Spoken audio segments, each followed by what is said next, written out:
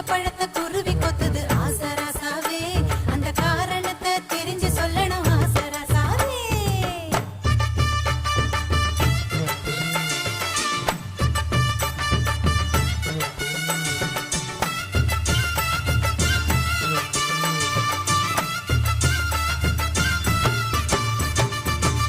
ராத்திரி பதறி எழுந்து பாய விரிச்சு முழிச்சிருந்தேன்